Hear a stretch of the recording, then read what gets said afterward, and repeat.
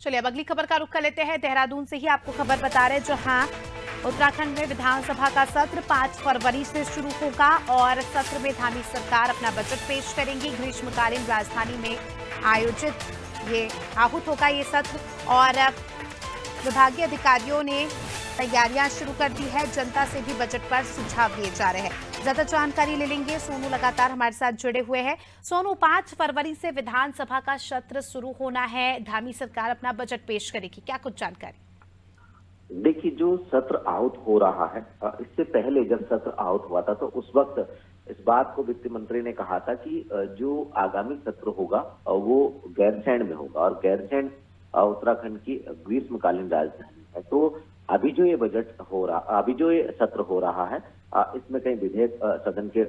पटल पर रखे जाएंगे, पारित किए जाएंगे और उसके बाद जल्द ही एक और उत्तराखंड विधानसभा का सत्र आउट होगा, जिसको हम बजट सत्र कहेंगे। तो बजट सत्र जब आउट होगा तो उस बजट सत्र के दौरान सरकार जो बजट का खाका तैयार कर रही है, विभागीय अधिकारी जिसकी तैयारी में जुटे हुए हैं और मुख्यमंत्री और वित्त मंत्री समाज के लोगों से बजट पर रायशुमारी भी कर चुके हैं मुख्यमंत्री आवास में और लगातार जनता से सुझाव भी लिए जा रहे हैं कि बजट का स्वरूप कैसा होगा, बजट जो है उसमें किस तरीके के प्रावधान किए जाएंगे, निवेशकों को और आकर्षित करने के लिए इसमें व्यवस्थाएं की जा सकती हैं। खास तौर से पर्वतीय क्षेत्रों की जो महिलाएं हैं उनको स्वरोजगार से जोड़ने से उनकी जो आर्थिकी है उसको मजबूत करने के उद्देश्य से प्रावधान किए जा सकते हैं। युवाओं पर बजटीय प्रावधान का फोकस हो सकता है और इसके अलावा किसानों पर और उद्यमियों पर जो है वो बजट के प्रावधान का फोकस हो सकता है। तो ये कह सकते हैं कि जब बजट सत्र होगा तो उस दौरान इस बजट सत्र में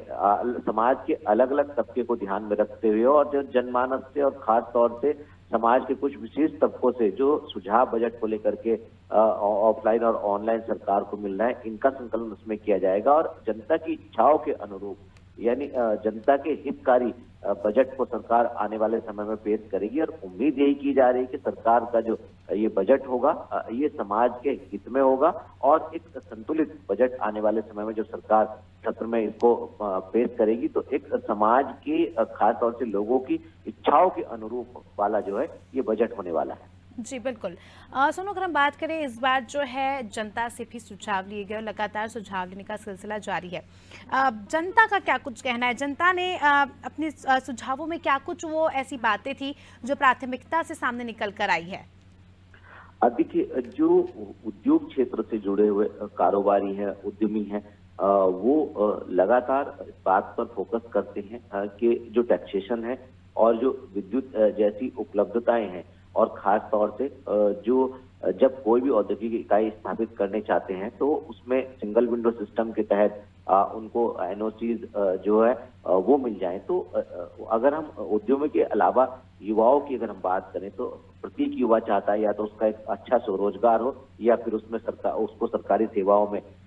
सेवा करने का अवसर प्रदान हो। और अगर हम इस महिलाओं के लिहाज से देखें तो खास तौर पर और जो युवा अध्ययन करने वाले हैं तो कंपटीशन में वो राहत चाहते हैं और जो कारोबार करने वाले, स्वरोजगार करने वाले, वो तमाम सरकार की स्कीम में जो है वो सब्सिडी चाहते हैं। तो इस तरीके से समाज के अलग अलग क्षेत्र के लोग जो हैं उन्होंने अपने सुझाव दिए हैं। इन सुझावों पर मंथन का दौर जारी है और उसके बाद इन तमाम महत्वपूर्ण सुझावों को आने वाले इस बजट में शामिल किया जाएगा और सरकार जिस तरह से अपनी मंशा को व्यक्त कर रही है कि समाज के सभी वर्गों को ध्यान में रखते हुए उत्तराखंड की धामी सरकार आने वाले समय में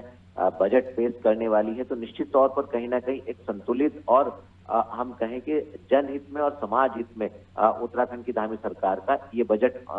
जो है वो पेश होने जा रहा है। बने रही हमारे साथ सोनू, जल्दी आपका रुख करेंगे। तो दर्शकों को बता दें कि खबर आपको बताई उत्तराखंड से, जहां